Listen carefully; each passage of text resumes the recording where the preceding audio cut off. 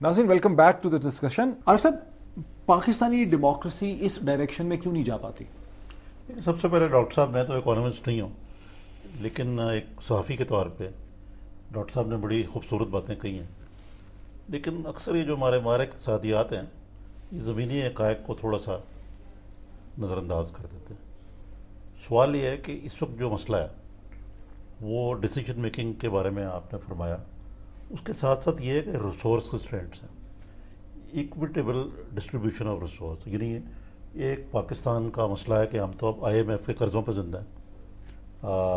9 साल जो कि मुशर्रफ साहब का दौर था, जिसमें 5 साल PMLQ की नाम नहाद जमहूरियत भी रही, उसके अंदर तरक्की माकूस हुई। यानी कि किसी भी शोबे के अंदर सिवाय के मुशर्रफ साहब कहते थे वॉशिंग मशीनें ज़्यादा आ गई हैं, जनाब मोबाइल फ़ोन जो हैं वो नहीं बढ़ गए, AC की मांग बहुत बढ़ गई है, मोटरों में बहुत आ गई जी, लोगों ने मोटरें ख़रीदनी शुरू कर दी, क्रेडिट सस्ता हो गया। जब वो गए तो पता लगा ना बिजली है, ना गंदम है, ना पानी है, ना हेल्थ है, और जनाब मुल्क तो कंगला है। और एक सिविलियन गवर्नमेंट जो आई, उसको इन सब मामला से नफरत आजमा होना पड़ा। लेकिन आपका जो ये आर्गुमेंट है, डॉक्टर साहब के आर्गुमेंट को मैं अर्ज करने लगा हूँ। डॉक्टर साहब की आर्गुमेंट जो है उसमें शायद वो कहने लगे थे तो आपने बीच में काट दिया उनको। जनाब बात यह है कि आपके रिसोर्सेज जा कहाँ रहे हैं। सवाल यह कि सबसे आपका जो बहुत बड़ी मादा है वो तो डिफेंस है, नॉन डेवलपमेंट एक्सपेंडिचर है, डेट सर्विसिंग है। उसके बाद क्या बचता है जिसके ज़रिए उसको आवाम के दरमियान डिस्ट्रीब्यूट किया जाए। और बाकी जो है वो एलिट जो है, जो बचता भी है, पता नहीं पाकिस्तान को लूटा इतना फिर भी पाकिस्तान में जान है, बाकी एलिट खा पी जाती है। तो ये एक मैक्रो लेवल के मसाइल हैं। अब इसमें आप ये आर्गूमेंट करें कि अगर डिसीजन मेकिंग हो तो डिफेंस बजट जो है वो पार्लियामेंट के अंदर आए। मैं ये नहीं कहता कि पाकिस्तान की मजबूत फ़ौज होनी चाहिए, लेकिन फ्रेंच में जिसको फ्रेंच में कहते हैं फोर्स द फ्रॉप, यानी कि फ़ौज का जो लड़ने की ताकत है वो कितनी और बाकी कितना खर्च हो रहा है। तो ये ऐसे मामला है। फिर इनका फॉरेन पॉलिसी से भी इशू है कि भाई आप ऐसे डिसीजन मेकिंग करें कि आपको इतनी बड़ी फौज की जरूरत ना हो, इंडिया के साथ आप कश्मीर का मसला हल हो। नहीं, मैं ये कर लूँ, एक मिनट में ये पूरी बात कर लूँ। तो ये जो मसला है इसके अंदर it is a chicken and egg story.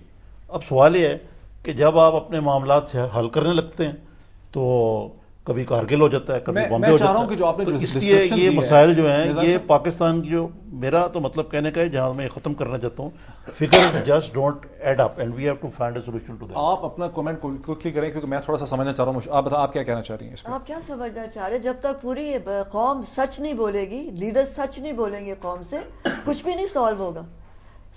Resolve आप तब करते हैं जब आपकी नीयत हो कि आपने इसको सॉल्व करना है, आवाम की हालत बेहतर बनानी है, उनको वो सारे जो उनका बेसिक हक है वो उनको पहुंचाना है। अगर आप सर्वेंट्स हैं, आप हमारे टैक्स मनी पे आपकी तनख्वाहें दी जाती हैं और आप जाके वहाँ पर जब आपको भेजा जाता है सड़कों पे आकर डालकर वोट आपके लिए, और आप जाके इस्लामाबाद में हाकिम बन जाते हैं और फिर उसके बाद अपने एरियाज में कोई डेवलपमेंट नहीं करते, सिर्फ अपनी लाइफ को इससे बेहतर बनाते हैं, अपने घर बनाते हैं, अपनी गाड़ियाँ खरीदते हैं। Don't stop me here. जब तक आप सच नहीं बोलेंगे ना मोइन, सच बोलना पड़ेगा आपको। खौफ खुदा नहीं, आप अपने आप को मुसलमान कहते हैं, मुसलमान ऐसे नहीं होते। ये जो कॉन्सेप्ट है ना इस्लाम का कि जी सच कौन नहीं बोल रहा, टोपी पहन ली और बुर्के में डाल दिया, उनकी आंखें सच कौन नहीं बोल रहा, उनकी हैसियत की नफी कर दी। देखिए, जब आप ये कहते रहेंगे कि एक मुसलमान औरत जो है जब उसकी हैसियत की नफी हो जाती है तो फिर वो मुसलमान है। मेरा चेहरा जो है ये मेरी निशानी है, इससे मेरी गवाही होती है कि ये मैं हूं। आप मेरा चेहरा, मेरी शनाख्त, मेरी कंप्लीट हैसियत की नफी कर दे और आप मुझे एक काली चादर में डाल दे और फिर कहें कि मैं 52% हूं। मैं कहाँ हूं 52%? ये बिल्कुल एक 1% या 0.2% या जितना भी परसेंट है इलीट का जो ये कह रहे हैं, उसने ये सारा गेम खेला हुआ है।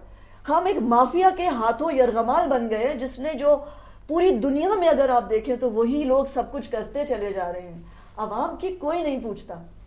मैं गई लाड़काना शूटिंग के सिलसिले में, ये बेनज़ीर का और उससे भुट्टो साहब का और उसके बाद जरदारी साहब का और आने वाली नस्लों का गढ़ है, उसको बनाया जा रहा है। वहां कुछ भी डेवलप नहीं है, सड़कें वहां नहीं है, कचरे से वो भरा हुआ है। اس کی نشاندہی کیسے ہوتی ہے کہ جب بارش ہوئی ہے تو سارا بہنا شروع ہو گیا. جسٹ شوز کہ اس ایریا کی کیا نہیں کیوں کیا پوچھو گے, مجھ سے پوچھو نا, میں عوام ہوں, وہ جاتے ہیں پولیٹیشین. میں اسی لیے پوچھنا چاہ رہا ہوں میں عوام اس لیے کہ میں پاکستان میں خطے میں جا کے کام کرتی ہوں. میری نبض جو ہے وہ اس لیے کہ I am a film maker. میرے لوگ, میرے فالوورز ہیں, مجھے لوگ پسند کرتے ہیں, میری عزت کرتے ہیں, اور میں پورے پاکستان میں کام کرتی ہوں.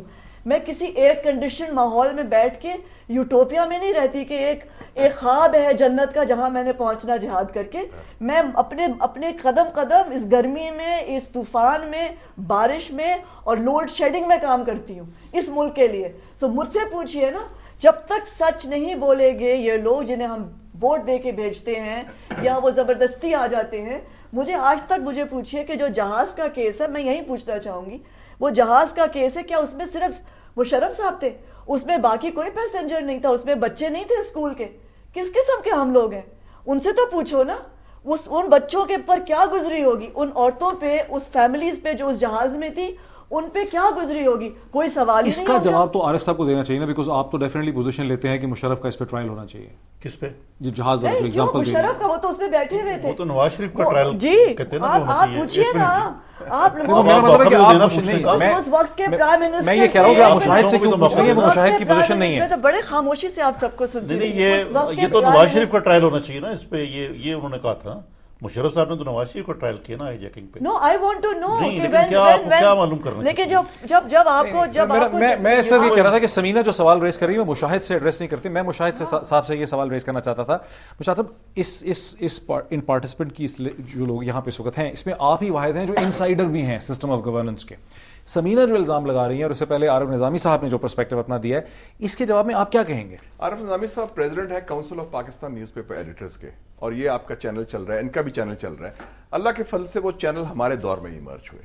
جو مرضی آپ کہیں, دس از پارٹ آف ہسٹری, کہ سب سے بڑا میڈیا کا انقلاب تیسری دنیا میں اس دور میں ہوا. سب سے زیادہ حقوق خواتین کو اس دور میں ملے, کم سے کم ریزرویشنز کی 33%, پارلیمنٹ میں نمائندگی کی, ایک رول ملا ان کو, اور ایک لوکل باڈی سسٹم بنایا جس نے پہلی دفعہ الیکٹڈ ریپرزینٹیوز کے نیچے بیوروکریسی کو سبارڈینیٹ کیا, جس کو اب ختم کیا جا رہا ہے. کچھ چیزیں اچھی بھی ہوئی ہیں, ہم ریوائز ورژن آف ہسٹری کر سکتے ہیں. ہمارا یہی ہوتا ہے کہ جب بندہ چلا جاتا ہے, جب ہوتا ہے تو ہمارے میں اخلاقی جرات نہیں ہوتی سچ بولنے کی, جس طرح کہ وہ اس کی نہیں, جب چلا جائے گا اس سے برا کوئی بندہ نہیں ہوگا. مشاہد صاحب, میں نے تو یہ ساری باتیں, میں آپ کی بات نہیں کر رہا, میں آپ کی بات نہیں کر رہا. آپ میں یہ آپ کا یہ مسئلہ ہے کہ آپ روایتی صحافی نہیں ہے, تو آپ کڑوی باتیں کر لیتے ہیں حکمرانوں کے سامنے. آپ کلمہ حق کہنے سے پہلے این او سی نہیں لیتے. دیکھیں, ڈاکٹر صاحب نے کہا کہ یہ چیزیں کرنے کی ضرورت ہے, لینڈ ڈسٹریبیوشن کرنے کی ضرورت ہے, اونرشپ دینے کی ضرورت ہے, کارپوریشن میں اونرشپ دینے کی ضرورت ہے. اس کے جواب میں عارف نظامی صاحب نے لمیٹیشنز بتائیں.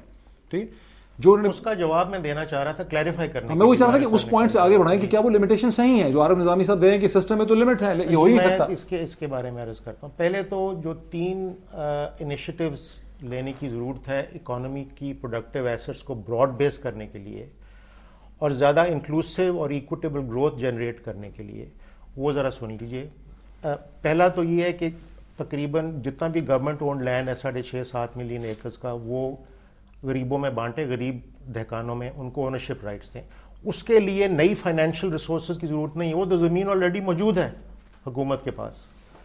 دوسرا جو ہے کہ لارج کارپوریشنز کے اندر ایکوٹی سٹیک غریبوں کو دینا, وہ کیپٹل مارکیٹ سے بھی موبلائز ہو سکتے ہیں پیسے, اور وہ تقریباً 5 سے 10 ارب ڈالرز ہیں اوور دا نیکسٹ 10 ایئرز. وہ باہر سے بینک سے بھی, ورلڈ بینک سے بھی لیے جا سکتے ہیں, مختلف اداروں سے لیے جا سکتے ہیں وہ پیسے, اگر حکومت کے اندر یہ پولیٹیکل ول ہو اور وہ الیت کے انٹرسٹ سے باہر اپنے لانگ ٹرم, اگر الیت میں بھی بچنا ہے تو اس کے لانگ ٹرم انٹرسٹ اسی کے اندر ہے کہ غریبوں کو شامل کریں اکنامک گروتھ پروسیس میں. سو جہاں تک لارج پبلک کارپوریشن بنانے کا تعلق ہے, وہ بن سکتی ہیں, اس میں کوئی ایبسولوٹ کنسٹرینٹ نہیں. بنگلہ دیش دنیا کا غریب ترین ملک تھا, اس نے بنا دیا. تیسرا جو بڑا امپورٹنٹ انیشیٹو ہے وہ یہ ہے کہ ہم جو ٹیکنیکل ایجوکیشن ہے اور پروفیشنل ایجوکیشن ہے اس کو براڈ بیس کریں بڑی تیزی سے, تاکہ غریب آدمی اور مڈل کلاس کا آدمی وہ سکلز ایکوائر کر سکے جس کے تحت وہ معیشت میں رول ادا کر سکے. اس وقت آپ کی 91.6% آپ کی لیبر فورس is unskilled. ٹھیک انہی تینوں ایشوز پہ بولے کہ اس وقت امریکہ جیسے ملک میں سب سے بڑی ڈیبیٹ کیا ہے ہیلتھ کیئر کی. مجھے ایک بریک لینے دیں. 4.5 کروڑ امریکن جو ہیں ان کو ہیلتھ ایکسیس نہیں ہے. مشاہد صاحب میں اسی چیز پہ آنا تھا, مجھے ایک بریک لینے دیں. بولے کہ وہ ایشوز جو ہیں ادھر ہمارے بھی ہیں وہاں بھی ہیں. 20% of Americans have no access to health care. Issues define ہو گئے. Let me take a break. ناظرین ایک بریک لیتے ہیں اور ان تینوں ایشوز کو ہم بریک سے جب واپس آتے ہیں تو ان ایشوز کو ہم یہاں پہ ڈسکس کرتے ہیں.